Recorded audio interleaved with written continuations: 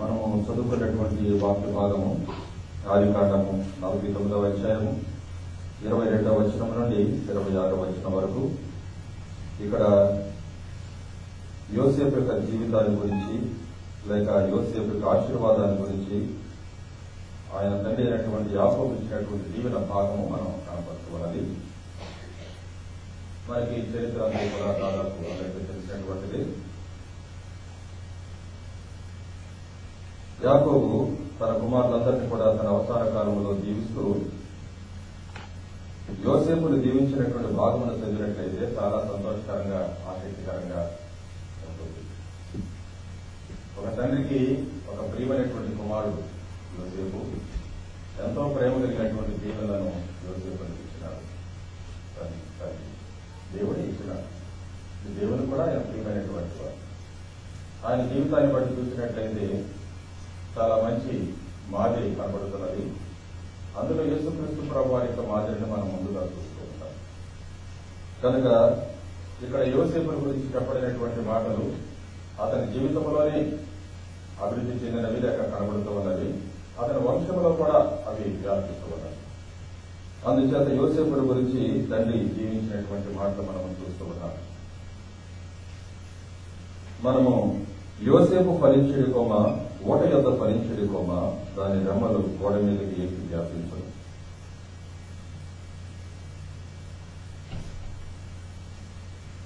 దేవుడు మనిషిని నిర్మాణం చేసిన ఉద్దేశము మనిషి ఫలించాలని.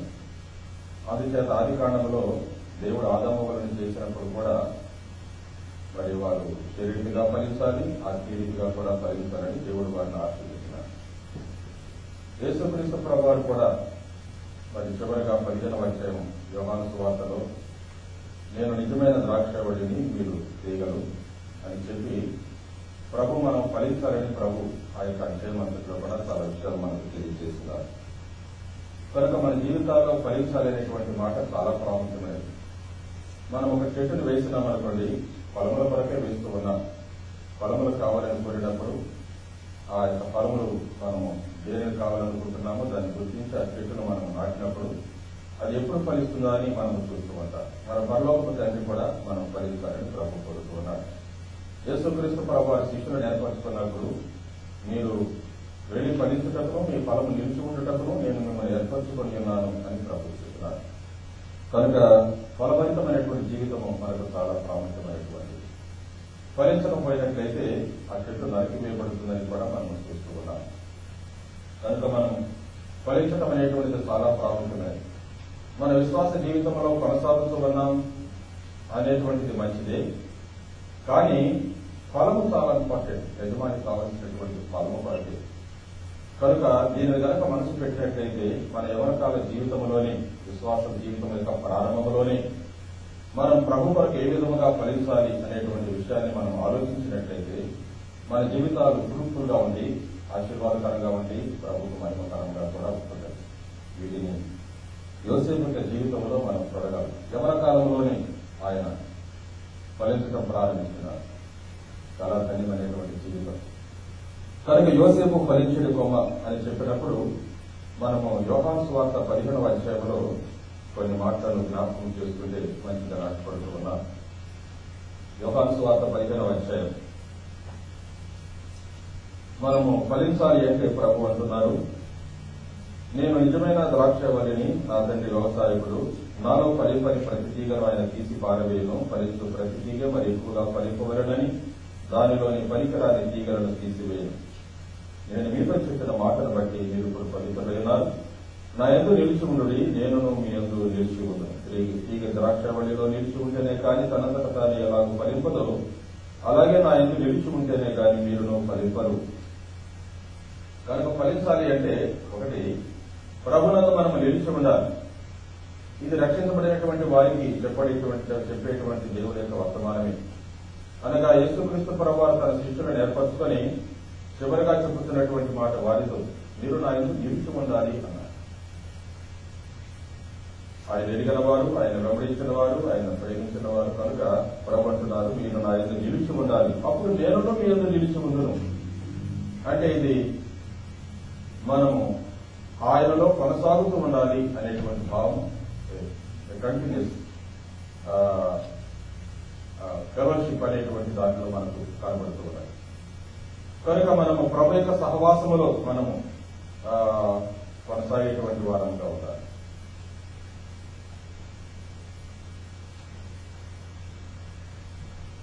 దేవుడు ఏదైనా చోట్ల ఆదామవల్ని చేసినారు.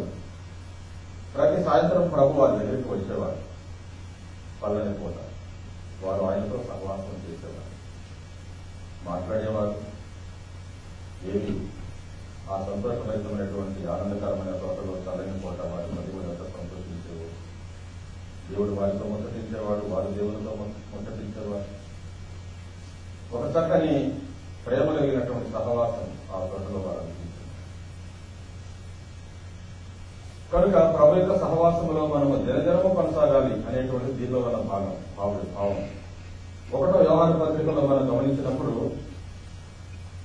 అక్కడ భక్తుడు కూడా ఈ మాట జ్ఞాపకం చేస్తూ ఉన్నాడు. 1వ అధ్యాయము 1వ యోహాను పత్రిక 1వ అధ్యాయము 5వ వచనం నుండి చదివినట్లయితే, మేము ఆయన వలన విని మీకు ప్రకటించు వర్తమానం ఏమనగా, దేవుడు వెలుగై ఉన్నాడు, ఆయన యందు చీకటి ఎంత మాత్రమూ లేదు. ఆయనతో కూడా సహవాసం గలవారు మనం చెప్పుకొని చీకట్లో నడిచిన ఎడల మనం అబద్ధం ఆడుతూ సత్యమును జరిగకపోదుము. అయితే ఆయన వెలుగులోనున్న ప్రకారం మనమును వెలుగులో నడిచిన ఎడల మనము అన్యోన్య సహవాసము గలవారమైందుము. అప్పుడు ఆయన కుమారుడిని యేసు రక్తము ప్రతి పాపము నుండి మనల్ని పవిత్రులుగా చేయను. అన్యోన్య సహవాసం కలిగినటువంటి వారముగా ఉండాలి. మన కష్టాలు, మన ఇరుకులు, ఇబ్బందులు ఏమైనా కానీ మనకున్నటువంటి ఉద్దేశంలో తలంపు ఎప్పుడు ఆయన సన్నిధిలోకి తీసుకుని ఆయనతో మాట్లాడుతూ ఉన్నారు, ప్రేమతో ఆయనతో సంభాషణ చేస్తూ ఉన్నారు. ప్రభు సన్నిధిలో మన హృదయాన్ని రూపించుకుంటూ ఉన్నారు, ఆయన సహవాసాన్ని కోరుతూ ఉన్నారు. దావీదైతే జనములకు 3 మారులు, మరొక చోట 7 మారులు ప్రభు సన్నిధిని అపేక్షిస్తూ ఉన్నాడు. నీ మందిరావరణంలో చూడబడి నా ప్రాణం ఎంతో ఆశపడుతున్నది అని కూడా చెప్తూ ఉంటాడు. కనుక ఆయన సహవాసంలో మనం ఉండాలి. ఒక చెట్టును వేసి అది వారంలో ఒక మారు దానిని పైకి పెకిలించి మళ్ళీ నాటినారనుకోండి, ఫలములు రావు కానీ వెళ్ళిపోతుంది. అలాంటి స్థితిని గురించి కూడా వాక్యములో ఉండాలి. కనుక మా విధంగా మనం చుట్టులే వారంగా, పడిపోయే వారంగా ఆ విధమైనటువంటి విధానము కనుక అనుసరించినట్లయితే ఫలము అనేటువంటిది మనం కోసం కష్టమైపోతుంది, వెళ్ళిపోతాం. మన క్రియలు అటువంటి వాటికి పారవేశాలు కూడా కనుక మనము ప్రభులో నిలిచి ఉండాలి. 2వ విషయాన్ని జ్ఞాపకం చేసుకుంటే 6వ వచనంలో కూడా ఒక మంచి మాటను మనం చూడవచ్చు. ఎవడైనా నా యందు 7వ వచనం, నా యందు మీరును మీ యందు నా మాటలను నిలిచి ఉండిన ఎడల మీకేది ఇష్టం అడుగుడి. 2వది ఆయన సహవాసంలో ఉండాలి. 2వది ఆయన యొక్క మాటలు మనలో ఉండాలి అనేటువంటిది గమనించాలి. ఆయన మాటలు మనలో ఉండాలి. యేసుక్రీస్తు ప్రభు వారి శిష్యులు ప్రభుని వెంబడిస్తేనే ఉన్నారు, కానీ ఆయన మాటలు వారిలోనికి నిలిచి ఉండాలని ప్రభు కోరుతూ ఉన్నాడు. మీరు నా వాక్యమందు నిలిచిన వారైతే మీరు నిజముగా నాకు శిష్యులైతే సత్యమును గ్రహిస్తారు, అప్పుడు సత్యము స్వతంత్రంగా చేసి ఆయన తను గమనిస్తున్నటువంటి వారితో చెప్తున్నాడు, విశ్వసించిన వారితో చెప్తున్నాడు. కనుక శిష్యులు విన్నారు, కానీ ఆయన మాటలు వారిలో కొన్ని నిలిచినవి, కొన్ని నిలవలేదు. అందుచేత నా మాటలు మీలో నిలిచి ఉండాలి అంటున్నాడు ప్రభు. అందుచేత దేవుని వాక్యాన్ని మనము దినదినము ధ్యానించాలి. ఆ వాక్యమును మన హృదయంలో భద్రపరచుకోవాలి. పరిశుద్ధాత్ముడు ఆయన మన హృదయముల మీద వాక్యమును రాయుడు అని కూడా మనం దేవుని వాక్యములు చూసిన ఏ నూతన నిబంధన యొక్క అనుభవం. దేవుని వాక్యం మన హృదయంలో ఉన్నప్పుడే మనము ఆయనను అడ్డుకొని వెంబడించడానికి సాధ్యమవుతుంది.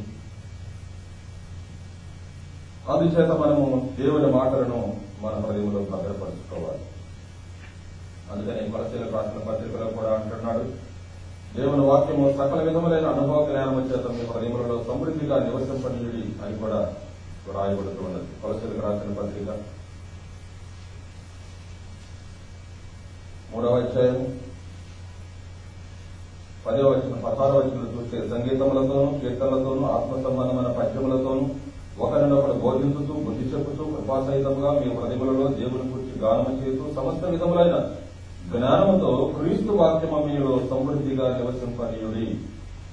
క్రీస్తు వాక్యము మీలో సమృద్ధిగా నివసింపనీయుడి, సకల సమస్త విధములైన జ్ఞానము. మనం కీర్తన గ్రంథం 1లో కనుక మనం చూసినట్లయితే మరి భక్తుడైన దావీదు చెప్పినాడు, ఒకడు ఫలించాలి ఆ చెట్టు వలె అంటే దుష్టుల ఆలోచన చొప్పున నడవక, పాపుల మార్గమును నిలవక, పరాసకులు కూర్చుండ చోటన కూర్చుండక, యెహోవా ధర్మశాస్త్రమునందు ఆనందించుతూ దేవరాత్రము దానిని ధ్యానించువాడు తండ్రి. అతడు నీటి కాలువల ఎవరను నాటబడ్డది, ఆకువాడక తన కాలమును ఫలించు చెట్టు వలెనుండును, అతడు చేయనదంతయు సఫలములు. కనుక దేవుని వాక్యమును బట్టి మన జీవితంలో తగిన కాలంలో ఏ కాలంలో ఏ విధముగా ఫలించాలో ఆ విధముగా ఫలించడానికి అవకాశం ఉంటుంది. మూడో విషయాన్ని మనం జ్ఞాపకం చేసుకుంటే, మరి ప్రభు ప్రేమలో కూడా నిలిచి ఉండాలి. ఈ మాటలన్నీ కూడా యోసేపునకు వర్తించేటువంటివి. యోసేపు ఫలించినాడంటే అతను చిన్నవాడిగా ఉన్నప్పుడు దేవునితో పోరాడి గెలిచినటువంటి యాకోబు తన తండ్రి యోసేపునికి ఏం చెప్పినాడో దాని నిలిచి ఉన్నాడు. ఆ మాట దేవుడు ఏమైతే ఆయనను మరి వాక్కులు ఇచ్చినాడో లేక గైడెన్స్ ఇచ్చినాడో దానిలో నిలిచి ఉన్నాడు. అందుచేత ఫలించినాడు. తన అన్నల వలె దారి తప్పలేదు, దుష్టత్వములు ఆయన జీవించలేదు. మూడో విషయాలు మనం చూసినట్లయితే 9వ వచనము, యోహాను సువార్త 15వ అధ్యాయం 9వ వచనం. తండ్రి నన్ను ఎలాగో ప్రేమించనో నేను మిమ్మల్ని అలాగ ప్రేమించింది, నా ప్రేమయందు నిలిచి ఉండుడి. ఒకటి, వాక్యములో నిలిచి ఉండాలి, వాక్య సత్యములో నిలిచి ఉండాలి, వాక్య సత్యములో నిలిచి ఉండాలి. రెండవది, ప్రభు యొక్క సహవాసములో ఉండాలి. మూడవది, ప్రేమలో నిలిచి ఉండాలి, ప్రేమలో నిలిచి ఉండాలి. యోసేపు జీవితం చాలా మాదిరికరమైన జీవితం. అందరూ యాకోబుల కుమారులే కానీ ఈ కుమారుడు చాలా ప్రియమైనటువంటి కుమారుడు. ఈ కుమారుడు తండ్రిని ప్రేమించి తండ్రి యొక్క మాటను హత్తుకొని ప్రేమించిన కుమారుడు కనుక ఈ కుమారుని తండ్రి ప్రత్యేకంగా చూసి ఒక చక్కని అంగీని కూడా ఆ కుమారుడికి ధైర్యపరిచేస్తున్నాడు. యేసుక్రీస్తు ప్రభువు తన తండ్రి ద్వారా పొందినటువంటి సాక్ష్యం చాలా ప్రియమైనటువంటి, ఈయన నా ప్రియ కుమారుడు, ఈయన నేను ఆనందిస్తున్నాను అని ప్రభు చెప్తున్నాను. దాని విషయంలో కూడా నీవు నాకు బహుప్రియుడు అని కూడా పలికినాడు. కనుక మనము ఇశ్రాయేల్ యొక్క యాత్రకాలంలో చూసినట్లయితే కొరింథీయులకు రాసిన పత్రిక 10వ అధ్యాయంలో 1వ కొరింథీయులు వారందరూ కూడా ఐగుప్తు నుండి వచ్చిన వారే కానీ వారు ఆయన క్రిస్తులుగా లేరు కనుక మధ్యలో నేను రాలిపోయాను. మనం ఆయన క్రిస్తులుగా జీవించాం. That is must be our motive. ఆ ఉద్దేశంతో ఆయనను ప్రేమిస్తూ కనుక మనం జీవించినట్లయితే దాని ఎందుకు ప్రభు ఆనందిస్తాడు. ఒక వ్యక్తి బహుగా ఫలించాలి అంటే ప్రభుని ప్రేమించే వ్యక్తిగా ఉన్నాడు. యేసుక్రీస్తు ప్రభువాన్ని ఒక వ్యక్తి ఆహ్వానించినాడు భోజనాన్ని, కానీ అతని ప్రేమ కొంతమంది మాత్రమే. ఒక స్త్రీ వచ్చింది, ఆమెను గురించి అన్నాడు ప్రభు, ఈమె విస్తారముగా ప్రేమించి అని చెప్పారు. కొంతమంది సాక్ష్యం. మనం యోహాను సువార్త చూస్తే లేతనే మరీ కూడా ప్రభుని ఆరాధించిన విధానం ఎంతో అద్భుతమైనటువంటి సంతోషకరమైనటువంటి, శిష్యులకు అర్థం కాలేదు. ప్రభు అంటున్నారు, ఈమె నా యొక్క ఒక మంచి కార్యం చేసి అని ప్రభు. ఇంకొక చక్కని మాట కూడా చెప్పినారు, ఈ సువార్త ఎక్కడ ప్రకటించబడుతున్నదో అక్కడ ఈమె చేసిన కార్యము ఈమె జ్ఞాపకార్థంగా ప్రశంసింపబడుతుందన్న. ఎంత సంతోషించుకుంటారు ప్రభు. ఆమె యొక్క చేసిన కార్యం ఈనాడు లోకమంతా కూడా సువార్తతో పాటు ప్రయాణం చేస్తూనే ఉన్నారు. అందుచేత ఆయన ప్రేమించినటువంటి వారి జీవితంలో అత్యధికమైనటువంటి ఫలం. అందుచేత ఏమంటారంటే, యోసేపు ఫలించేది కొమ్మ, ఓట యొద్ద ఫలించేది కొమ్మ, గోడ దాటి గోడ ఎక్కి వ్యాపించేటువంటి ఫలవంతమైనటువంటి జీవితము యోసేపులో ఉన్నది. అక్కడ తను నాటినటువంటి స్థలంలోనే కాదు. అది అతని యొక్క కుమారుని గురించి చెప్పబడినప్పటికీ అతని జీవితంలో కూడా వాగ్దాన దేశంలో ఉన్నటువంటి ఒక చిన్న బాలుడిగా ఉన్నటువంటి వ్యక్తి ఐగుప్తు దేశంలో ఎంత ఫలవంతముగా అతని జీవితం కొనసాగినది. అతను అనేక దేశములకు జీవనకరంగా చేయబడినాడు. అందుచేతనంటే ప్రేమించినాడు కనుకనే దేవుని కూడా ప్రేమించినాడు కనుకనే దేవుడు ఆయనను ఏమి చేయబోతున్నాడో ముందుగానే చూపించినాడు. తన ఇంటి వారికి ఒక నాయకునిగా చూపించినాడు, కర్తగా చూపించినాడు. అది మనం అక్కడ మనం గమనిస్తున్నాం. నాలుగవది మనం గమనించినట్లయితే యోహాను సువార్త 15వ అధ్యాయంలోనే 12వ వచనములో, నేను మిమ్మల్ని ప్రేమించిన ప్రకారము మీరు ఒకరినొకరు ప్రేమింపవలెననుటయే నా ఆజ్ఞ. 14వ వచనం, నేను మీకు ఆజ్ఞాపించిన వాటిని చేసినట్లు మీరు నా స్నేహితులయ్యుదురు. ఇక్కడ మనం గమనించినప్పుడు మరి నేను నా తండ్రికి నాకు ఆజ్ఞాపించిన దానిని గైకొని ఆయన ప్రేమ నిలిచి ఉన్న ప్రకారము 10వ నేను నా తండ్రి ఆజ్ఞలను గైకొని ఆయన ప్రేమ యందు నిలిచి ఉన్న ప్రకారం మీరు నా ఆజ్ఞలను గైకొని నా ప్రేమ యందు నిలిచి ఉందరు. ఆయన ఆజ్ఞ ఏమిటంటే నేను మిమ్మల్ని ప్రేమించిన ప్రకారం మీరు ఒకరినొకరు ప్రేమింపవలనంటే ఏ నా ఆజ్ఞ అన్నారు. అందుచేత 17వ కూడా మీరు ఒకరినొకరు ప్రేమింపవలనని ఈ సంగతులను మీకు ఆజ్ఞాపించుతున్నాను అన్నారు. మీరు ఒకరినొకరు ప్రేమించుకున్నట్లయితే దీనివల్ల లోకము మీరు నా శిష్యులని తెలుసుకుంటారు. కనుక మనము ప్రభుని ప్రేమించాలి. పూర్ణ మహిమతో, పూర్ణాత్మతో, పూర్ణ మనసుతో, పూర్ణ బలముతో, పూర్ణ వివేకంతో మన ప్రభుని ప్రేమించాలి, సేవించాలి. అలా మన సహోదరులను కూడా ఎందువల్ల పొరుగు వారిని ప్రేమించమనేటువంటి 2 ఆజ్ఞలు ధర్మశాస్త్రం మనకు మూలమైనటువంటి వారి చెప్పండి. కనుక ఎవడైనా తన సహోదరులను ప్రేమించకపోతే వారి ఎందుకు నిత్యం ఉండదన్నాడు ప్రభుత్వ యవాన్ని పరిస్థితులు. అది నరహత్య పాపంతో పోల్చుతున్నాడు. కనుక విశ్వాసి, రక్షించబడిన విశ్వాసి బహుగా ఫలించాలి అంటే తన సహోదరుని తప్పక ప్రేమించవలసినది. లేనట్లయితే ఫలము ఫలించదు. యోసేపు ఫలించినాడు అంటే తన సహోదరులు ద్వేషించిన వారిని ప్రేమించినాడు కనుకనే ఫలించినాడు.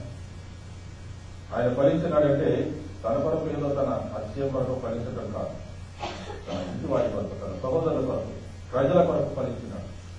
ఆ సంగతి అతనికి అర్థమైంది కనుక దేవుడు అతను అత్యధికంగా ఫలింప చేసినాడు. దాన్ని బట్టి అనేకులు జీవించబడ్డారు, ఇంటి వారందరూ కూడా జీవించబడ్డారు, వంశం జీవించబడ్డారు. యాకోబు హృదయం సంతోషించాడు. ఈనాడు దేవుడు మనల్ని జీవిస్తున్నాడు, ఆచరిస్తున్నాడు, మన ఈ స్థితిలో పెట్టినాడు, మనల్ని ఫలింప చేస్తున్నాడు, ఆత్మీయంగా జీవిస్తున్నాడు అంటే కేవలం మన వైపు మనం ఆనందించి సంతోషించి ఉండటం మాత్రమే కాదు. మనం ఏ స్థలంలో ఉన్నప్పటికీ నా స్థలంలో జీవనకరంగా ఉండాలనే ఉద్దేశంతోనే దేవుడు మనల్ని జీవిస్తూ ఉన్నాడు. యోసేపును అదే విధంగా జీవిస్తున్నాడు. కనుక మీరు వెళ్లి ఫలించడం మీ ఫలము నిలిచి ఉండటం, మీరు వెళ్లి ఎక్కడికి వెళితే అక్కడ మీరు ఫలించాలి, ఆ ఫలము నిలిచి ఉండాలి అంటే అక్కడ ఉన్నటువంటి వారు ఆ ఫలాలను అందించాలి. అక్కడ ఉన్నటువంటి వారు ఆత్మీయంగా ఆశీర్వాదం పడిన వారే వర్ధిల్లాలి. మీరున్నటువంటి స్థలములు జీవనకరంగా మార్చబడాలనే ఉద్దేశంతో మీరు వెళ్ళి ఫలించారు. ఆత్మీయంగా అనేక విధాలుగా వారు క్రైస్తవ సంఘం ఎక్కడికి వెళ్ళినప్పటికీ మిషనరీ కాలంలో వారు స్వార్థం తీసుకుని వెళ్ళినారు, విద్యను తీసుకుని వెళ్ళినారు, వైద్యమును తీసుకుని వెళ్ళినారు, మంచి పద్ధతులను తీసుకుని వెళ్ళినారు. అనేక విషయాల్లో సమాజానికి మేలు చేసినారు, అభివృద్ధి చేసినారు. సమాజంలో క్రైస్తవ సంఘం లోకం అంటే నోములు పూర్తిగా రకరకాల వ్యాధులు పరామర్శ వారి క్షేమ ఎంతో ప్రయాసపడినటువంటి క్రైస్తవ సంఘం జీవనకరంగా ఉన్నారు. కనుక మనము ఈ 4 విషయాలను జ్ఞాపకం చేసుకున్నట్లయితే మన జీవితాలు తప్పక ఫలభరితంగా ఉంటాయి అనేటువంటి విషయాన్ని మనము గుర్తు చేసుకోవచ్చు. కనుక ఆదికాండము 49వ అధ్యాయంలో 22వ వచనం, యోసేపు ఫలించడి కొమ్మ, ఊట కింద ఫలించడి కొమ్మ, దాని రెమ్మలు గోడ మీదికి ఎక్కి వ్యాపించును. వినుకాడు అతన్ని వేధించడి, వారు బాణములను వేసి అతనిని హింసించడి. ఫలవంతమైనటువంటి జీవితానికి వీటితో పాటు ఒక ముఖ్యమైనటువంటి విషయం అన్నారు. ఎలా ఫలించినాడు యోసేపు అంటే ఆయన అన్ని ప్రొవైడ్ చేస్తే ఆ మంచి ఏర్పాటులో, ఆ సోఫిస్టికేటెడ్ ఏర్పాటులో ఆయన ఫలించడం కాదు. ఆయన దేవుడు ఫలింప చేయడానికి ఆ మార్గం ఎటువంటి మార్గం అంటే శ్రమల మార్గం. యోసేపు తన ఇంటి వారి చేత ద్వేషించబడ్డాడు, నిందించబడినాడు, అవమానపరచబడినాడు, చంపడానికి కూడా సహోదరులు యత్నం చేసినారు, గుంటలో వేసినారు, అమ్మినారు, బాసడైపోయినాడు. ఐగుప్తు దేశంలో అన్ని ఇంత ఒక పనివాడైపోయినాడు. అక్కడ ఎంతో కష్టపడవలసి వచ్చినది. అక్కడ నుండి మళ్ళా నిందపోతున్నారు, తీసుకుని వెళ్ళి చెరసాలు వేసినారు. 2 సంవత్సరాలు చెరసాల్లో ఉన్నాడు. అక్కడ ఒక వ్యక్తికి మేలు చేసినాడు. ఆ చేసిన వ్యక్తి, పొందిన వ్యక్తి మర్చిపోయినాడు 2 సంవత్సరములు. ఆ తర్వాత దేవుడు అద్భుతంగా బయటికి ఈ మార్గం అంతా కూడా చూస్తే యోసేపు శ్రమ వెంబడి శ్రమ, శోధన వెంబడి శోధన. చిన్న వయసు, ఒంటరివాడు, చిన్నతనంలోనే తండ్రికి వేలు చేయబడినాడు, ప్రేమ నుండి వేలు చేయబడినాడు. సహాయం చేసేవారు లేరు, ఉపదేశించేవారు లేరు, హెచ్చరిక చేసేవారు లేరు. అన్యమైనటువంటి దేశము, లోకభోగములతో చెందినటువంటి గుణములు, అలాంటి స్థితిలో కరసాలలో కూడా కష్టములు దేవుడే మర్చిపోయినాడు అన్నట్టున్నది. ఆయన భక్తిని విడిచిపెట్టలేదు, నీతిని విడిచిపెట్టలేదు, పరిశుద్ధతను విడిచిపెట్టలేదు, విశ్వాసముని విడిచిపెట్టలేదు, ప్రవచన దర్శనముని విడిచిపెట్టలేదు, విధేయతను విడిచిపెట్టలేదు, సహనము, నమ్మకత్వము అన్ని కలిగినటువంటి వారు. ఎక్కడ కూడా వేరు అనేటువంటి మాట ఆయన నోట నుండి కానీ ఆయన యొక్క ప్రవర్తనలో కానీ కనబడని కాదు.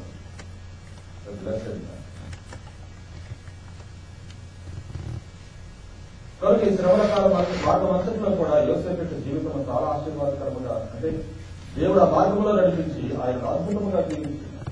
ఎక్కడో చట్టాల్లో, ఎక్కడో సింహాసనాలు. కనుక మన జీవితాల్లో కూడా శ్రమలు, పరిశోధనలు జరుగుతూనే ఉంటుంది. తన సహోదరులు ప్రేమించిన వారి ద్వారా అతను ద్వేషించబడినాడు. సేవించిన వారి ద్వారా ప్రతిఫలంలో మరి నిందించబడినాడు. అక్కడ ఉన్నటువంటి స్త్రీ ద్వారా శోధించబడినాడు. మరి వీటితో పాటు దేవుని వాక్యం కూడా ఆయన పరిశోధించుతుండేదని వ్రాయబడింది. కీర్తన 105లో అతను చెప్పిన సంగతి నెరవేరు వరకు యెహోవా వాక్కు అతన్ని పరిశోధించుతుండేను అని వ్రాయబడింది. దేవుడే పరిశోధిస్తున్నాడు. ఆయన చెప్పినటువంటి ఉద్దేశము యోసేపునందు నెరవేర్చబడాలి అంటే యోసేపు దానికి తగినటువంటి వ్యక్తిగా ఉన్నాడా, ఆ అంతరంగ స్థితి యోసేపునకు ఉన్నదా, ఆ మనసు యోసేపునకు ఉన్నదా పరీక్ష చేస్తూ ఉన్నది. పరిశుద్ధ కానీ దేవుని వాక్యం అన్ని విషయాలు చూపించబడి పర్వే అన్నాడు, ఇతర వలె దేవునాత్మ కలిగిన మనిషిని మనం కనుగొనగలమా అని సమస్తంలో కూడా అధికారం నేను పేరుకు మాత్రమే ఉంటాను.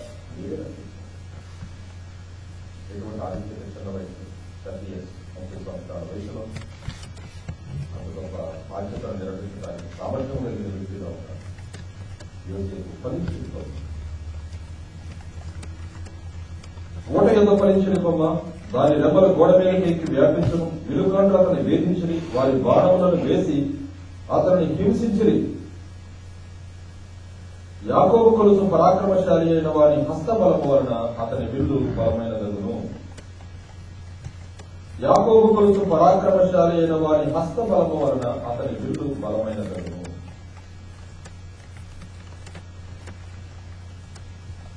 దేవుని హస్తము వలన అతని విల్లు బలమైనదిగా చేయదు.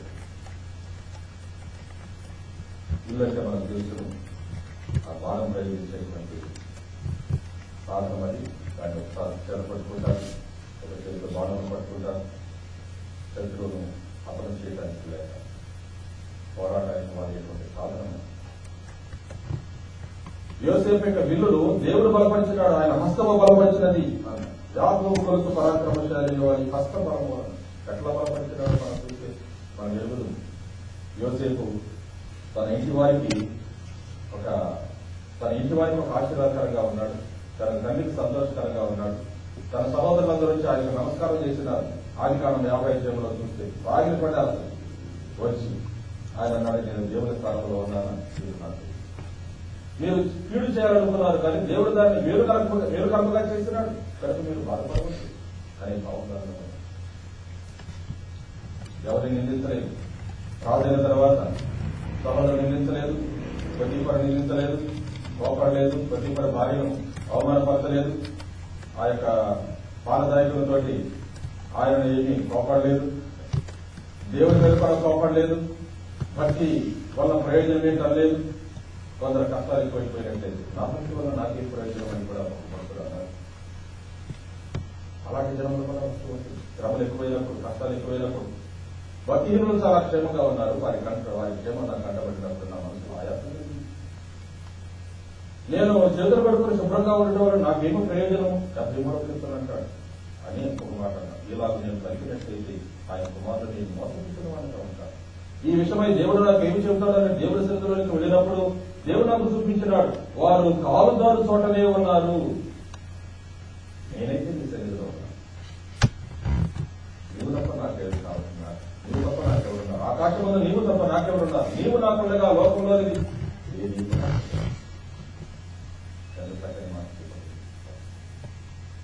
కనుక మేము ఈ విషయాలను జ్ఞాపకం చేసుకున్నట్లయితే యోసేపుని దేవుడు ఎంతగానో బలపరిచినాడు. పరా అంటాడు, నీవు నా ఇంటికి యజమానుడిగా ఉండాలి, నా పెద్దలకు బుద్ధి చెప్పే వ్యక్తిగా ఉండాలన్నాడు. 30 సంవత్సరాల యవనస్తుని, ఒక బానిస వంటి వ్యక్తిని, ఐగుప్తు దేశంలో ఉన్నటువంటి వారు చాలా అతిశయపడుతూ చెప్పాలి. హెబ్రీయులు వారికి ఇష్టం లేనటువంటి వారు, వారు చేసే పని పశువులను పెంచడం కూడా వారికి ఇష్టం లేనటువంటి కార్యం. అలాంటి బానిస వంటి వ్యక్తిని నీవు నా ఇంటికి యజమానుడిగా ఉండాలి, బుద్ధి చెప్పేవారు, నా పెద్దలకు బుద్ధి చెప్పేవారిగా ఉండాలి. నీ సెలవు లేకుండా ఎవరు కూడా తన చేతిని కానీ కాలిని కానీ ఐగుప్తు దేశంలో పైకెత్తడం వీలు లేదు. ఇంకా విషయాన్ని కూడా మనం చూసినట్లయితే దేవుడు యోసేపుని ఎంతగానో ఆశీర్వదించినాడు, జీవించినాడు కనుక యోసేపు మరి ఫలించడుకోమగా ఉంటాడు. తద్వారా తన ఇంటి వారిని, తన సహోదరులను, తన బిడ్డలను ద్వితీయోపదేశకాండంలో మోషే యోసేపును దీవించినటువంటి మాట కనుక మనం చదివినట్లయితే ఒక అద్భుతమైనటువంటి వర్షపు దీవెనలు, సూర్యుడి వలన, చంద్రుడి వలన, మనసు వలన అన్ని విధములుగా కలిగేటువంటి ఫలములతో అతని భూమి నింపబడుతుంది కాక. ఎటువంటి మనం కొన్నిసార్లు ఏ విధంగా జీవించబడాలి, ఏ విధంగా మనం జీవించాలి, మన బిడ్డలు ఏ విధంగా క్షేమాన్ని కలిగి ఉండాలని ఎంతో ఆలోచిస్తుంటారు.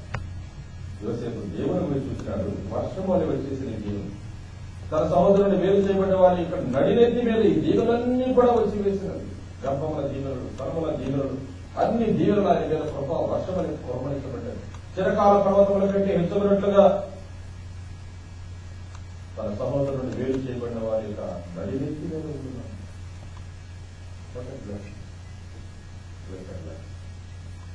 కనుక మనం ఈ మాటలను జ్ఞాపకం చేసుకునేటప్పుడు యోసేపు ఎక్కడికి వెళితే అక్కడ దీవెనలు క్యారీ చేసుకున్నాడు. శాపాన్ని క్యారీ చేసే వ్యక్తిగా కాదు, దీవెనలను క్యారీ చేసే వ్యక్తిగా. అందుచేత యోసేపు ఫలించడం ఎక్కడన్నా సరే ఫలించడం మనం ఫలించాలని ప్రారంభిస్తున్నాం. ఇక్కడ మనం గమనించినప్పుడు ఒక విషయము,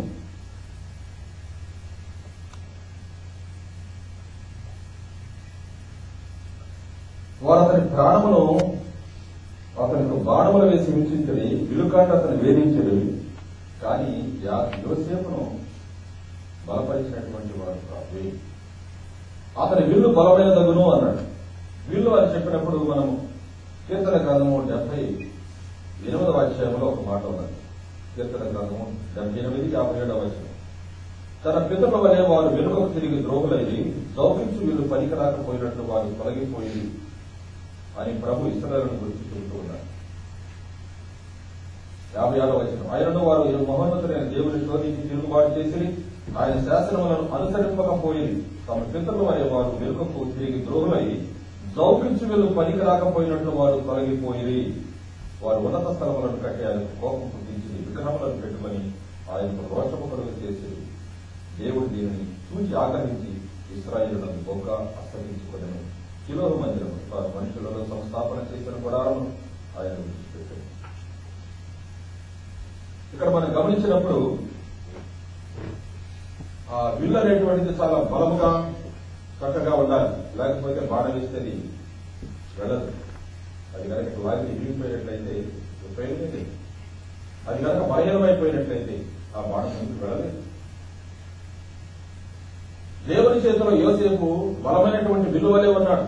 యోసేపు యొక్క అంతరంగము, యోసేపు యొక్క ఆత్మీయ జీవితము ఒక మంచి విలువలే ఉన్నది. అందుచేత యోసేపును దేవుడు తన మహిమార్థముగా వాడుకున్నాడు. ఐగుప్తు దేశం వరకు యోసేపును దేవుడు తీసుకుని వెళ్ళినాడు. ఇక్కడ బాణం ప్రయోగిస్తే ఐగుప్తు దేశంలో పడిదాకా కష్టాలు పడ్డారు అనుకోండి. కానీ అక్కడికి వెళ్ళి ఆయన దేవుని చూసినాడు, పరమను చూసినాడు. ఆ కాలంలో దేవుడు ఏమి చేయాలనుకుంటున్నాడో, దేవుని యొక్క నామమును మహిమపరచుకోవడానికి ఐగుప్తు దేశంలో తన నామను మహిమపరచుకోవడానికి సాధనగా చేసినాడు. యాకోబు ఇంటి వారందరూ కూడా భక్తి పరులై గోత్రకర్తలై ఉండడానికి దేవుడు యోసేపును వాడుకున్నాడు. ఆయన ఆ కాలంలో దేవుని చిత్తము నెరవేర్చడానికి మంచి బలమైనటువంటి గొప్ప సాధనంగా ఉన్నాడు, బలమైనటువంటి సాధనంగా ఉన్నాడు. ఎక్కడ వీక్నెస్ అనేటువంటిది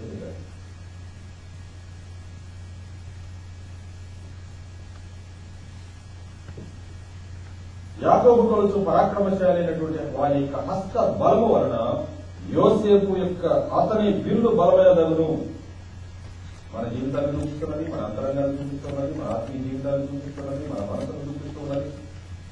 మన విశ్వాసాన్ని చూపిస్తున్నది, విశ్వాసం ఉండవలసినటువంటి లక్షణములన్నింటినీ కూడా చూపిస్తున్నది. ఇవన్నీ కూడా ఉన్నప్పుడే అది సాధ్యం అవుతున్నది. అన్ని విధములుగా యోసేపు ఫలించేది బలపరచబడిన. అందుచేత ఒక మాటను జ్ఞాపకం చేసుకోవాలి యోసేపు యొక్క జీవితంలో. యోసేపు ఆ విధంగా ఫలించినాడు అంటే ఈ విలుకాండ్రు కూడా ఆయన మీద బాణాలు వేసినారు. ఈయన కూడా ఒక విలువ ఉన్నది, వారికి ఒక విలువ ఉన్నది, సహోదరులకు ఒక విలువ ఉన్నది అనుకోండి, పొత్తిఫరుకు ఒక విలువ ఉన్నది, ఆయన భార్యకు ఒక విలువ ఉన్నది, సామెతల గ్రంథంలో ఉన్నది. అలాంటి స్త్రీ బాణము లాంటిది. ఆమె దగ్గరకు వెళ్ళేటువంటి వ్యక్తి గుండెను చీల్చేటువంటి బాణం ఇదన్నాడు. కనుక నీవు జాగ్రత్త దగ్గరకు పోవద్దు. శోధనలు, పరిశోధనలు ఇవన్నీ కూడా బాణములే. నిందలు, అవమానములు, కష్టాలు ఇవన్నీ కూడా యోసేపు మీద అన్ని వచ్చి వేసినాయి.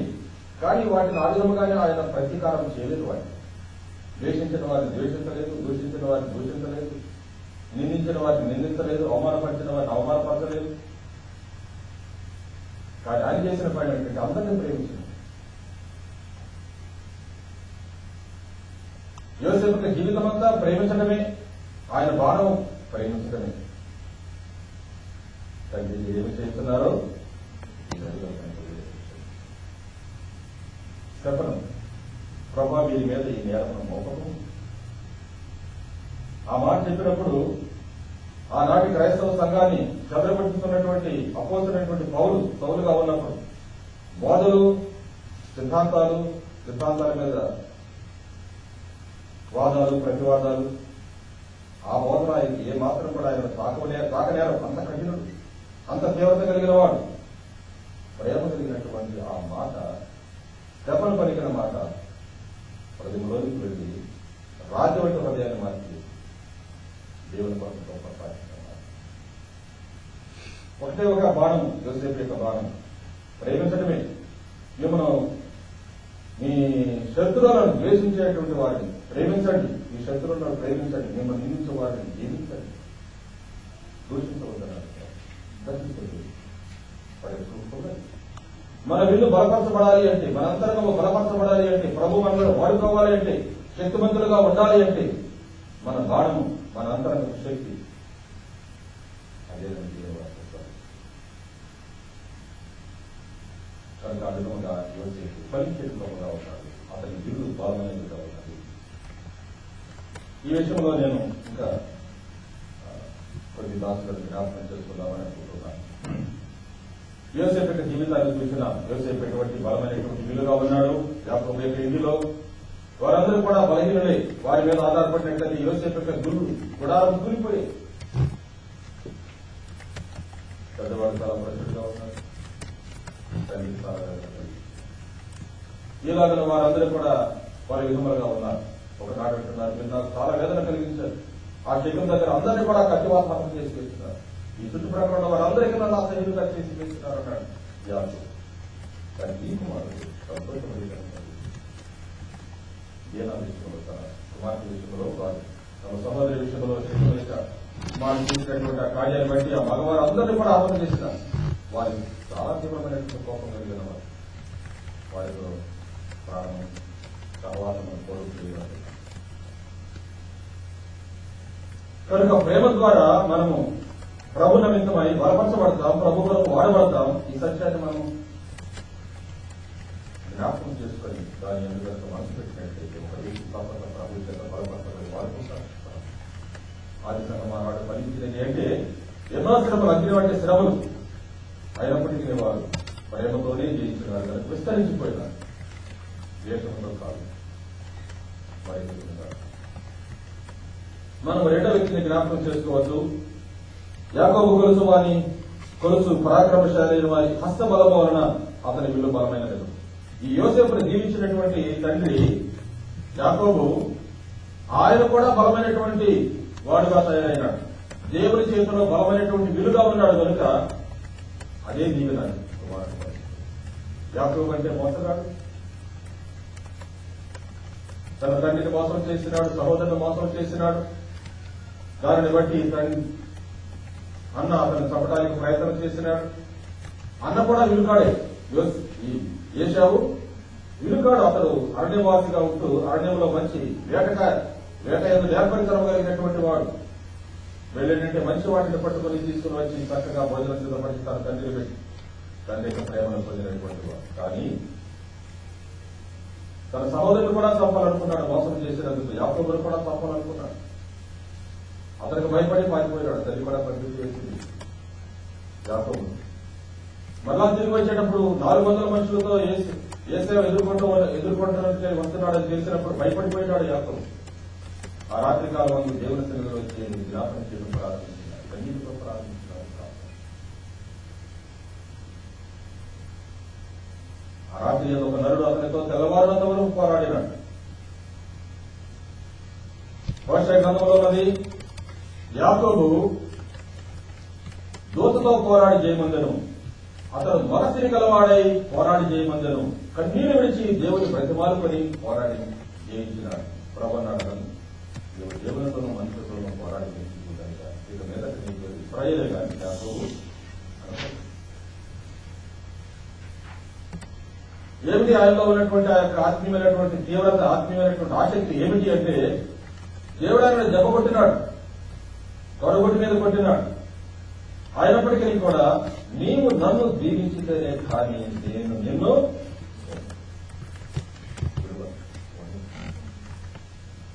ఆయన పాదములు పట్టుకున్నాం. కన్నీరు విడవటం ప్రారంభించాం.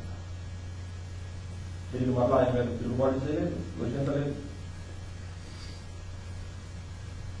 మన జీవితాల్లో మనము దేవుని యందు బలముగా ఉండాలి అంటే మనలో ఉన్నటువంటి ప్రతి దుర్గుణాన్ని ప్రభు తీసివేయడానికి ఆయన మనకు ఒక పరిశోధన లాంటిది పెడతాడు, మనం నడిపిస్తూ ఉంటాడు. ఏ దుర్గుణాలు మన జీవితంలో పోవటం లేదు, ఎన్ని సంవత్సరాలైనా విశ్వాసిగా ఉన్నా కానీ ఆ లక్షణాలు మన జీవితంలో వేలు కావటం లేదు. ఆ వేలు దాన్ని తీసివేయడానికి దేవుడే మన మీద కొన్ని మార్లు మన ఎందుకు మన నడిపించేటువంటి విధానం, మనతో పోరాడేటువంటి విధానం ఆత్మీయ జీవితంలో మనం గ్రహించలేదు. కానీ ఆయన పోరాడుతూ ఉండేటువంటి వాటి నుండి మనం తీసివేయాలి. యాకోబుగా ఉన్నట్లయితే యాకోబును దేవుడు నిండుగా జీవించలేడు. కనుక యాకోబు తన పాపాన్ని ఒప్పుకొని దేవుని చేత ఆశిస్తున్నాడు. నేను అనుకుంటున్నాను యాకోబు యొక్క జీవితంలో ఉన్నటువంటి శ్రేష్టత ఏమిటి అంటే, ఏమిటి ఆ యొక్క పట్టుదలతో పోరాడి గెలిచినాడంటే, దేవుడు ఎన్ని దెబ్బలు కొట్టినా సరే పట్టుకునే ఉన్నాడు. మనం యోగ చరిత్రలో యోగ ఎన్ని శ్రమలు ఆయన ఆయన దూషించి మాత్రం ఇంకా ఈ యథార్థతను విడిచిపెట్టవా, మంచిని విడిచిపెట్టవా అని చెప్పినాడు. మూర్ఖురాలు మాట్లాడినట్టు మాట్లాడు. దేవుని వల్ల మనం ఏదైనా అనుభవించవలసింది, వీళ్ళు అనుభవించగలమా? ఎన్ని శ్రమలు వచ్చినావో అటువంటి శ్రమలు మనం చెప్పలేము. సాతానే తన బలముతో వచ్చి దాని మీద ఆయన మీద పడింది. కళ్ళు మూసినా తెరచిన, రాత్రి నిద్ర వచ్చినా, పగటి ఏదైనా ఎప్పుడు కూడా శ్రమే. ఒక ఆదరణ కూడా ఆయన ఉండేది కాక సహోదరులు కూడా స్నేహితులు కూడా వచ్చి ఆయన నిందించడం ప్రారంభించినారు. ఏదో తప్పు చేస్తున్నాం అటువంటి పరిస్థితులు కూడా కాపాడుకునే భద్రత విడిచిపెట్టక దేవుని విశ్వాసం పోగొట్టుకొనక దుష్టత్వంలోనికి వెళ్ళక సమస్తం కోల్పోయినా కానీ దేవుని విశ్వాసం కలిగిన వాడు దొరక సాధారణ సిగ్గుపడి అదే పోరాటం అండి. మన విశ్వాసం మనకు కొన్నిసార్లు కొందరు ప్రభులోనికి వచ్చినప్పుడు, విశ్వాసంలోనికి వచ్చినప్పుడు మేము ప్రభులోకి వచ్చామండి, ప్రభు నమ్ముకున్నామండి, మా కష్టాలు వస్తున్నాయండి, ఇప్పుడే మేము ప్రభులోనికి వచ్చినాం, శ్రమలు వస్తున్నాయి, కష్టాలు వస్తున్నాయి, ఎందుచేత మాకు తెలియటం లేదని చెప్పేటువంటి వాళ్ళు కొంతమంది ఉంటారు. యోసేపు యొక్క ప్రారంభంలోనే కష్టాలు ప్రారంభమైంది. ఆ తర్వాత అద్భుతమైనటువంటి దీవెనలు, ఘనత, ఆశీర్వాదం, మహిమ కలిగినటువంటి స్థానం, ఉనితమైనటువంటి విధానంలో ఘనతకు ముందు ఏముంటుంది? వినయం ఉంటుంది. ఘనతకు ముందు వినయం ఉంటుంది.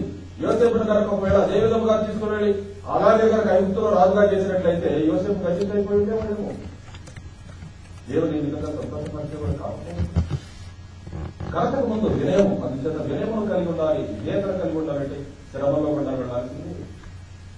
దేవుడు మన జీవితాలు హెచ్చించాలి, జీవించాలి అంటే దానికి ముందు మనకు విధేయతను, వినయమును నేర్పిస్తాడు ప్రభు. ఎక్కడ నేర్చుకుంటామంటే యేసుక్రీస్తు ప్రభు యొక్క మాదిరి ఆయన శరీరధారి అయిన జన్మలను రోదనతోనూ కన్యలతోనూ తన మరణమును పెట్టుకునేటువంటి వారి ప్రార్థనలను, యాచనలను సమర్పించి దేవుని ఎందుకు భయభక్తులు కలిగి ఉన్నందున ఆయన అంగీకరింపబడను. ఆయన పొందిన శ్రమల వలన విధేయతను నేర్చుకుని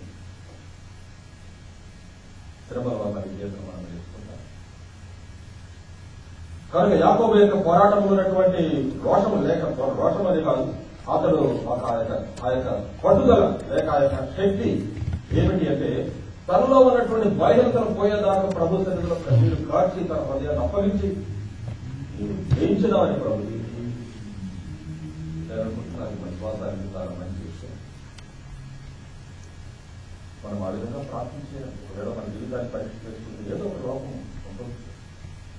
ఈ లోపంలో మనం అలాగే కొనసాగినట్లయితే దేవుడు మన నిండుగా జీవించడానికి అవకాశం ఉండదు. ఈ విధముల ఈ లోపమునే నుండి, ఈ బలహీనత నుండి నేను విడుదల పొందాలి, ప్రభా నీవు నన్ను జీవించాలి. ఏదో ధనము ఘనత ఇవి కాదు, ఇశ్రాయేలుగా మార్చాలి. యాకోబు వంటిని ఇశ్రాయేలుగా మార్చివేసినాడు. తండ్రి మాదిరిగా మన దగ్గరకు వచ్చి మనల్ని శిక్షించేదంటే హెచ్చరిక చేసి ప్రేమ చూపించి జీవించినటువంటి ప్రభు ఎల్లప్పుడూ మనం కనుక మనం ఇక్కడ జ్ఞాపకం చేసుకునేటప్పుడు యాకోబు కొరకు పరాక్రమశాలి అయిన వారి యొక్క హస్త బలము వలన అంటారు. ఆయన యాకోబు కొరకు చేసుకున్న హస్తం యొక్క బలం ఏమిటో. అందుచేత ఏశావు తన అన్న అయినప్పటికీ ఏశావుకు రావాల్సిన జ్యేష్ఠత్వం యాకోబుకు వచ్చింది. జీవించబడిన జయించినాడు, మానవుని దేవుని కూడా జయించినాడు. అందుచేత అబ్రహాము దేవుడు, ఇస్సాకు దేవుడు, యాకోబు ఆయన వారి దేవుడు అనిపించుకున్నట్టు ఆయన ఏమాత్రం కూడా సిగ్గుపడటం లేదని రాయడం. యాకోబు యొక్క హస్తము, యాకోబు బలపరచబడ్డాడు, దేవుని వరకు వాడబడినటువంటి వ్యక్తిగా మనం చూస్తున్నాం.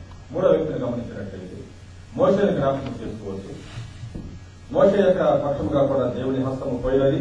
మనము యెషయా గ్రంథము 63వ అధ్యాయం కనుక చూసినట్లయితే 63వ అధ్యాయం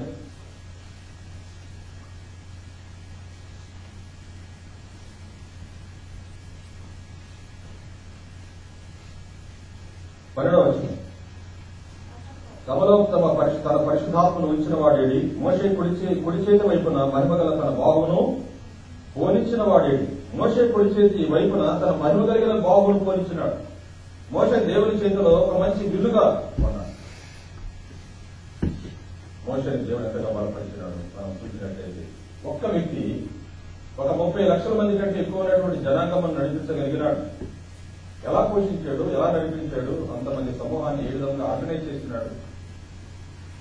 మానవ జ్ఞానానికి ఒక 100 మంది ఉంటేనే మనం మేనేజ్ చేయడం చాలా కష్టం.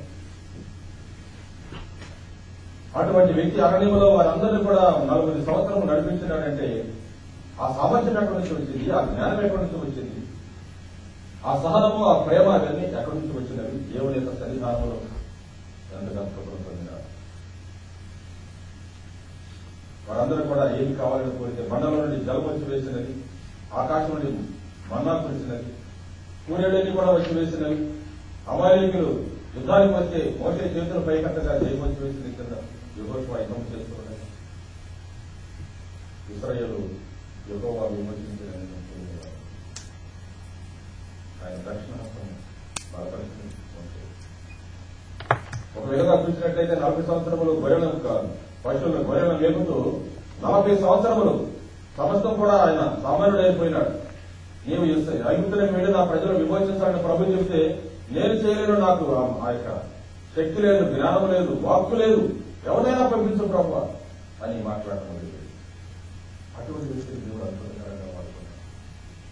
బైబిల్ గ్రంథంలో, పరిశుద్ధ గ్రంథంలో 5 కాండంలో ఆయన రాసినాడు. ఎలా చేయగలిగినాడు అంటే ఆయన దేవుని సన్నిధిని సంపాదించుకునేటువంటి వాడుగా ఉన్నాడు. అందుచేత ఆయన దేవుని సన్నిధిలోనికి దినదినము వెళ్లి ఆయన దేవుని సన్నిధిలో ఉన్నప్పుడు దేవుడు ఆయనతో ముఖాముఖిగా మాట్లాడేవాడని వ్రాయబడ్డాడు. ఒక స్నేహితులతో మాట్లాడినట్లు దేవుడు ఆయనతో మాట్లాడేటువంటి వాడు. దేవుడు ఆయన ఆ విధంగా ఎదుగున్నాడు. మీలో ఎవరైనా ప్రవక్త ఉంటే నేను కలలో కానీ దర్శనంలో కానీ మాట్లాడతాను, కానీ అహరోనుతో మిరియాముతో మాట్లాడతాను. మోషే అటువంటి వాడు కాదు, నా ముఖమును నిదానించి చూడగలిగినటువంటి వాడు. ఆయన గురించి ఆ విధంగా మీరు మాట్లాడటానికి సో ఆ విధముగా మోషే దేవుని చేతిలో ఎంత బలముగా వాడబడినాడు అంటే ఒక గొప్ప ప్రవక్తగా, అద్భుతమైనటువంటి దేవుని ప్రవక్తగా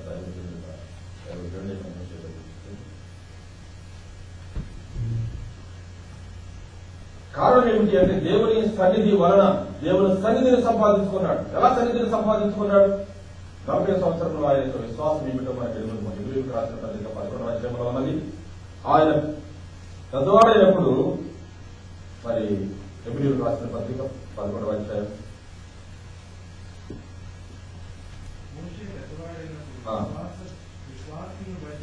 24 వచనం. ఐగుప్తు ధనం కంటే క్రీస్తు విషయమైన నింద గొప్ప భాగ్యమని ఎంచుకుని అల్పకాలం పాపభోగం అనుభవించే కంటే దేవుని ప్రజలతో శ్రమ అనుభవించే మేలని యోచించి పొరవ యొక్క కుమారుని అనిపించుకున్నట్టు ఒప్పుకోలేదు. పొరవ కుమార్తె కుమారుని అనిపించుకున్నట్టుకు ఒప్పుకోలేదు. ఎవరైనా కాదు ప్రతిఫలముగా కలుగు బహుమానమందు 40వ సంవత్సరంలో ఆయన వయసులో ఒక మంచి విశ్వాస తీర్మానం కలిగినటువంటి వాడు. ఐగుప్తు యొక్క పాప భోగమును విడిచిపెట్టి వేసినాడు, ధనమును విడిచిపెట్టి వేసినాడు, క్రీస్తు వరకు నిందన కోరుకున్నాడు. పొరవ కుమార్తె యొక్క కుమారుడు అనిపించుకోవడానికి ఆయన ఇష్టపడలేదు. 40 సంవత్సరములు అరణ్యంలో ఉండి నేను ఎందుకు ఇలాంటి నిర్ణయం తీసుకున్నాను, ఎందుకు ఈ కష్టాలను తీసుకున్నాను?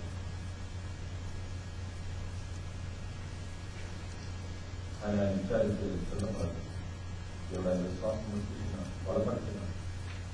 2 లక్షల మంది ప్రజలు నడిపించడానికి ఎటువంటి మనసు కావాలో, ఎటువంటి సాత్వికము కావాలో, ఎటువంటి ప్రేమ కావాలో అవన్నీ కూడా అక్కడ ట్రైనింగ్ ఇచ్చినాడు ప్రభు. 20 సంవత్సరముల వయసు వచ్చి వేసింది. నేను చేయలేను ప్రభు అంటే, లేదు నీవే చేయాలి. నేను చేయలేనంటే ప్రభు పంపినాడు. నీవు నాతో మాట్లాడవద్దు, నేను పంపిస్తున్నాను, నేను నీకు తోడైతాను, నీకు నేను తోడైతాను, ఈ కార్యములను కూడా నేను చూస్తాను, నీ పక్షంగా నా హస్తం చూస్తూ కాదు. దేవుని సన్నిధిని కోరుకున్నటువంటి వ్యక్తిగత దేవుని యొక్క సన్నిధి అంటూ అందరూ అంతేత ఎక్కమకాలం 33వ వచనంలో అంటాడు, నీ సన్నిధి మాతో రాని ఎట్లా ఇక్కడ నుండి మమ్మను తోడుకోవచ్చు. అప్పుడు ప్రభు అన్నాడు, నా కటాక్షము నీ ఎట్లా కలిగినది, నా సన్నిధి నీకు తోడుకోవచ్చు అని. ఇంకొక వ్యక్తిని నేను జ్ఞాపకం చేయాలనుకుంటున్నాను. ఆయన ప్రవక్త అయినటువంటి ఏలియా దేవుని చేతిలో చాలా బలముగా వాడబడినటువంటి వాడు. ఆయన ముఖ్యమైనటువంటివి ఒక 5 జ్ఞాపకం చేసుకోవచ్చు. ఆ కాలంలో ఉన్నటువంటి ఇశ్రాయేలు జనాంగం అంతా కూడా రాజు అయినటువంటి అహాబు, ఆయన భార్య అయినటువంటి యెజబెలు విగ్రహారాధికులై ఇతర దేవతలను కూడా తీసుకుని వచ్చి యెరొబెము పెట్టినటువంటి దూడలు మాత్రమే కాకుండా ఇతర దేవతలను కూడా తీసుకుని వచ్చి ప్రజలను ఆ విధముగా పాపంతో దేవునికి దూరస్తులుగా చేస్తున్నటువంటి తరుణంలో ఈ సమాజము లేక ఈ దేశము నష్టపోవటానికి, భక్తిహీనమైపోవటానికి, దూరమైపోవటానికి ఆయన ఇష్టపడారు. దేవుని సన్నిధిలో ప్రార్థన చేసి ఒక దినం వచ్చి అహాబీను నిలిచి ఈ కాలంలో మంచైన వర్షమైన కురవదని ప్రకటన చేసి, రెండవ పర్యాయం వచ్చి అగ్ని వచ్చేటట్టుగా ప్రార్థన చేసినాడు, వచ్చి వేసింది.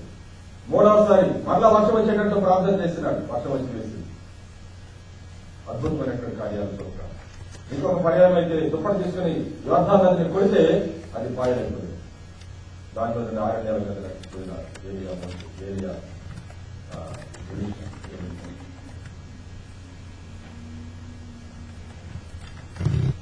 ఏరియా యొక్క జీవితంలో మనం గమనించినప్పుడు యాకోబు అయితే తనలో ఉన్న బలహీనత పోవటానికి పోరాడినాడు, కానీ ఏరియా అయితే దేవుడు అంటున్నాడు, నేను దేవుని కొరకు మహారోషము కలిగిన వాడనై ఉండగా ఒక్కడనే మిగిలి ఉండగా వాడు నలుగురు సంపాదన చూస్తూ ఉన్నాడు అంటాడు.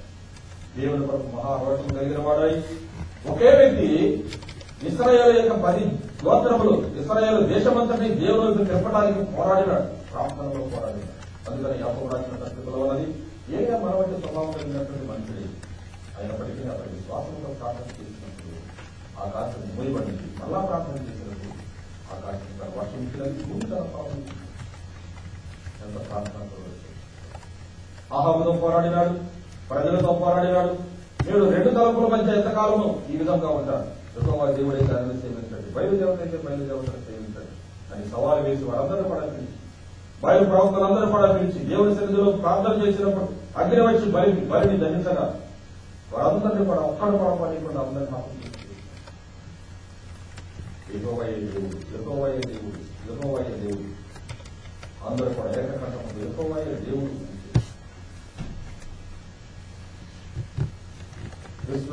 ప్రజల యొక్క పాపం విషయమై పశ్చాత్తాపడి ఉండటానికి వారి జీవితంలో వ్యర్థం కాకుండా ఉండటానికి చాలా కన్నీటితో దేవుడి ప్రార్థన చేసి దేవుడి యొక్క చిత్త ప్రకారముగా వారిని కరెక్షన్ చేయడానికి ప్రయత్నం చేసినాడు పోరాడి.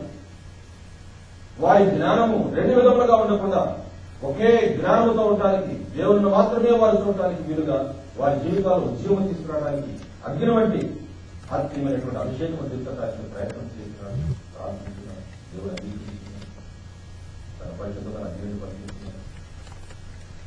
అంత మాత్రమే ఊరుకోకుండా వారి జీవితంలో వల్ల పరమరితంగా ఉంటాయి. ఆత్మీయంగా కూడా మనం చూసుకోవలసినది. దేవుని యొక్క కృపావర్షం వారి జీవితాల్లోకి రావడానికి, వారి భూమి కూడా ఫలించడానికి, వర్షములు రావడానికి 7 మార్లు విడుదల చేస్తారు. మరలా పని వాటితో చెప్తాం, నేను పోల్చుకుడు అంటే ఆ కనిపిల యొక్క పర్వతం బహులో ఉంది, పోల్చుకోవడం అంటే పైన చూస్తూ ఇంకా కనబడి 7వ మార్లు చిన్న ఆలోచన ఉంటాను. దేశమంతా కూడా ఆ మ్యాగం వ్యాపించారు. అద్భుతమైనటువంటి సపోర్ట్ చేయనటువంటి మనము 1వ రాజుల గ్రంథంలో చదివినట్లయితే 1వ రాజుల గ్రంథం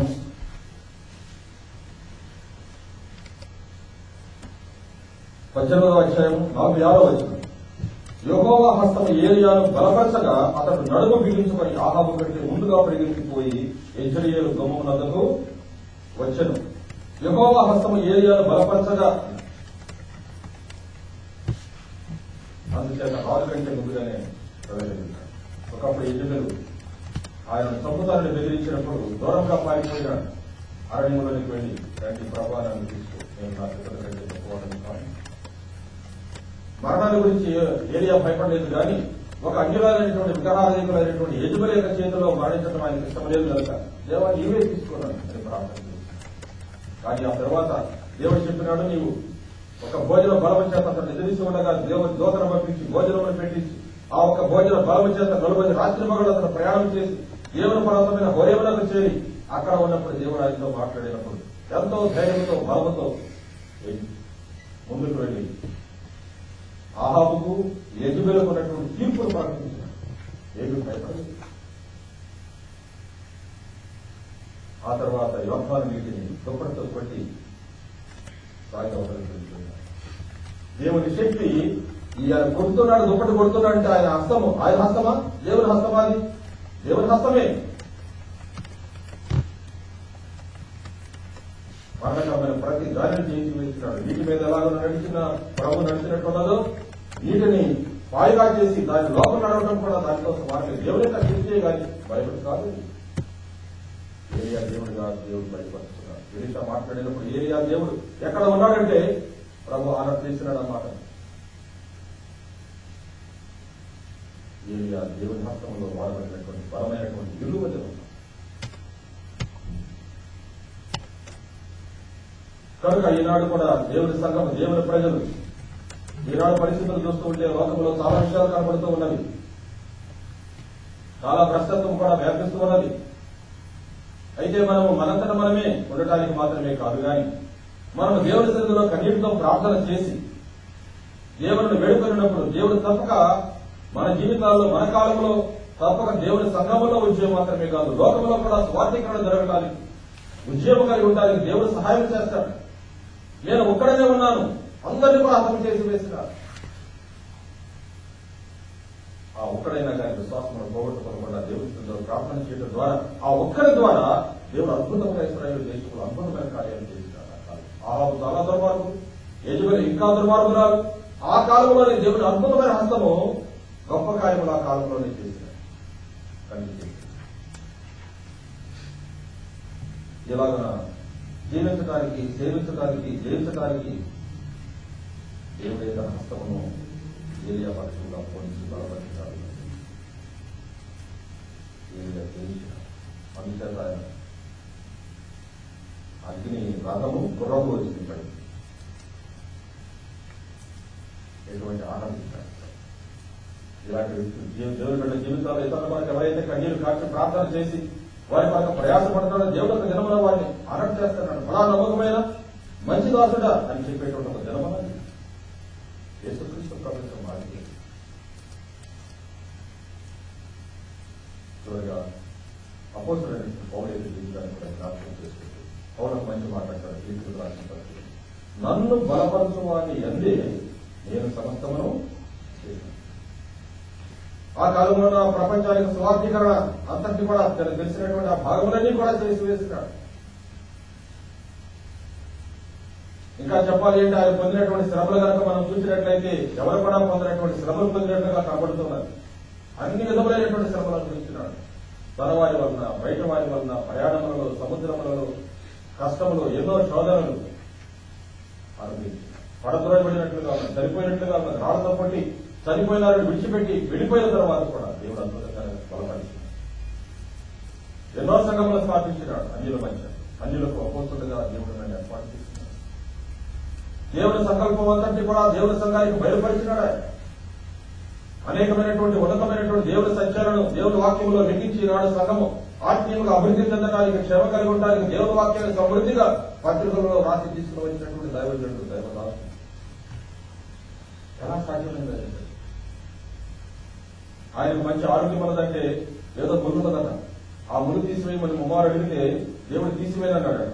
అప్పుడు అంటున్నాడు, నేను నా బలహీనతలేదే ఆనందించుతున్నాను, ప్రభు యొక్క కృప నా మీద సమృద్ధిగా ఉండు నిమిత్తమై నేను నా బలహీనతలోనే ఆనందిస్తున్నాను. ఇది ఎలా సాధ్యమైంది? దేవుని హస్తం ఆయనను బలపరిచినది. ఎలా అంటే ఆయనలో నన్ను బలపరచువాని యందు ఆయనలో ఉన్నాడు. ఆయన పౌలు గారు మీరు ఎక్కడున్నారు? యేసుక్రీస్తులో ఉన్నారండి. ఆయన జీవితంలో బయటకు రాలేదు, చేయి బయటకు రాలేదు, కాలు బయటకు రాలేదు, నోరు బయటకు రాలేదు, చెవి బయటకు రాలేదు, అంతా ప్రభులో ఉన్నాడు. అందుచేత నేను పొందుతున్నాడు.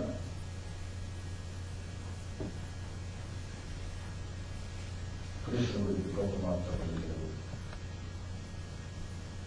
ఆయన తన కుమారుడు ఐదు బయలుపరపాలని గ్రహించినప్పుడు దేవుని యొక్క ఉద్దేశం ఏంటంటే యేసుక్రీస్తు ప్రభుని జీవితంలో బయలుపరచాలి. అందుచేత నేను క్రీస్తును పోలి నడుచుకున్న ప్రకారం అంటే మీరు నన్ను పోలి నడుచుకోండి.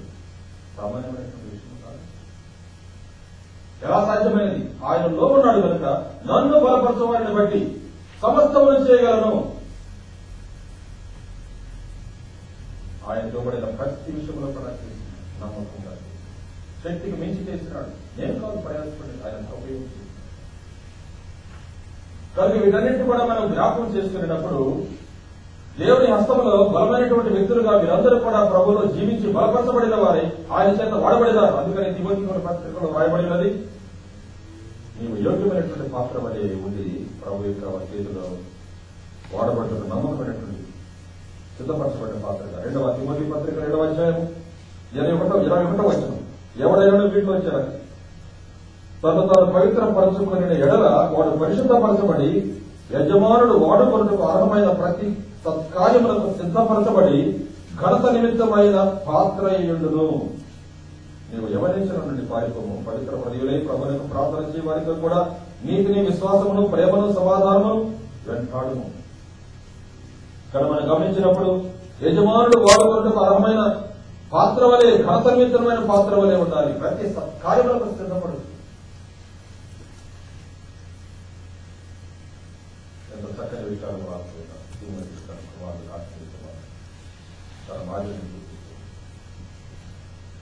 ప్రభు కొరకు వాడబడటానికి యోగ్యమైనటువంటి పాత్ర వలె తన జీవితాన్ని ప్రభువుకు అంకితం చేసుకుని జీవితకాలం అంతా కూడా మంచి పోరాటం పోరాడి, నేను మంచి పోరాటం పోరాడింది, నా పరుగులు తొదమట్టించింది, నా విశ్వాసమును కాపాడుకుంటుంది, నా కొరకు నీతి కిరీటం కనుక ప్రభు చేత వాడబడేటువంటి సాధనంగా యోగ్యమైనటువంటి పాత్ర మనం అందాలి. 5 చూస్తున్నాం. ఒకటి యోసేపు ఫలించడానికి, మంచి బలమైన విలువలే ఉండటానికి కారణం ఏంటి అంటే ప్రేమ.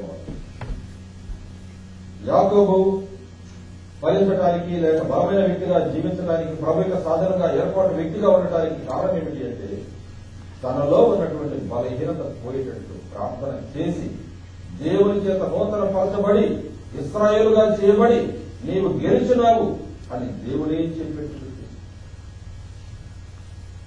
మోషే జీవితాన్ని చూసినట్లయితే స్వభావాన్ని బట్టి కోపించి ధనాత్ముడుగా కూడా మారిపోయినాడు. కానీ 4 సంవత్సరముల అరణ్యములో ఉన్నాడు, జ్ఞానము లేదు, ఏమి చేయడానికి సామర్థ్యం లేదు, విశ్వాసం కూడా లేదని చెప్పినట్లుగానే ఉన్నది. దేవుడు మాట్లాడే కానీ నా శక్తి చాలని చెప్తున్నాడు. అటువంటి వ్యక్తి లక్షల కొలది మంది ప్రజలు 40 సంవత్సరములు అద్భుతకరంగా నడిపించడానికి సాధనగా ఉన్నాడు. కారణం ఏమిటి అంటే ఏ విధముగా బలపరచబడ్డాడంటే దేవుని సన్నిధి కలిగినటువంటి, దేవుని సహవాసము సన్నిధిని కలిగినటువంటి, దేవునికి స్నేహితుడుగా మార్చబడేటట్లుగా తన జీవితాన్ని ప్రభుకి అంకితం చేసుకుని జీవించినాడు. దైవజనుడైపోయింది ఈ లోకంలో గొప్ప కార్యం. ఏలియా భక్తుడు దేవుని చేతిలో బలపరచబడినాడు అంటే ఆయన తన గురించేమీ లేదు కానీ దేవుని ప్రజల కొరకు, దేశం కొరకు అన్ని విషయములలో పోరాటం, ప్రజలతో పోరాటం, రాజుతో పోరాటం, రాణితో పోరాటం, వారి యొక్క అజ్ఞాన స్థితిలో వారిని ఉద్యమం చేయడానికి, వారిని దేవుని వైపు సరిగా త్రిప్పడానికి దేవుని సందులో విజ్ఞాపన చేసి పోరాడి చేయించినటువంటి మహారోషము కలిగిన వాడనై అంటాడు. చివరిగా అపోస్తలుడైన పౌలు యొక్క జీవితాన్ని చూసినట్లయితే ఆయన ఆ విధముగా పనిచేయడానికి, వాడబడటానికి, జీవించడానికి బలమైన వ్యక్తిగా, క్రీస్తును పోలిన వ్యక్తిగా ఉండడానికి కారణం ఏమిటి అంటే ఆయన ఎందుంటే ఆయన బలపడు అంటే ఏమై కాదు, ఆయనలో ఆయన జీవించిన విధానం చూస్తున్నాం. మనం ఆయన ఎందుకు ఉన్నాము కానీ పౌలు యొక్క విధానం చూపిస్తున్నాం. ప్రభులో ఏ విధంగా ఉన్నాడు, ఏ విధముగా దేవుని విడుదల కనుక ప్రభు యొక్క చేతిలో ఉన్నట్లయితే ఈనాడు కూడా దేవుడి కార్యం చేస్తారు. ఈనాడు కూడా అవసరత ఉన్నది. ఈనాడు కూడా సమాజంలో దేవుని సంఘం యొక్క అవసరత ఉన్నది. ఇక్కడ ఉన్నటువంటి అనేక మంది యవనస్తుల యొక్క అవసరత దేవునికి ఉన్నది. దేవుడు వారిని బలపరిచి వాడుకుంటాడు. ప్రభు తన సాధనలుగా ప్రభు చేస్తాడు. ఆయనకు అసాధ్యమైన ఏది కూడా లేదు. సమస్తము ఆయనకు సాధ్యం. నమ్ముట నీ వల్ల అయితే నమ్ము వారికి సమస్తము సాధ్యం. యాకోబు కొరకు పరాక్రమశాలి అయినటువంటి వారి యొక్క హస్త బలం వలన అతని విల్లు బలమైన దగును అన్న. అతని విల్లు బలమైన దగును. దేవుని సంఘం, దేవుని బిడ్డ, దేవుని బలమైనటువంటి వారు దేవుని పక్షం గొప్ప కార్యం చేశారు. వారు దేవుని చేతిలో బలమైనటువంటి సాధనగా వాడబట్టాలి. ఈ దేశంలో వాడబట్టాలి. తన ఇంటి వారి పట్ల, తన కుటుంబం వారి పట్ల, తన బిడ్డలకు జీవనకరంగా ఉంటాయి. దేవునికి మహిమకరంగా ఉంటారు. తన ప్రజలను ఆశీర్వదించారు. ఆమేన్.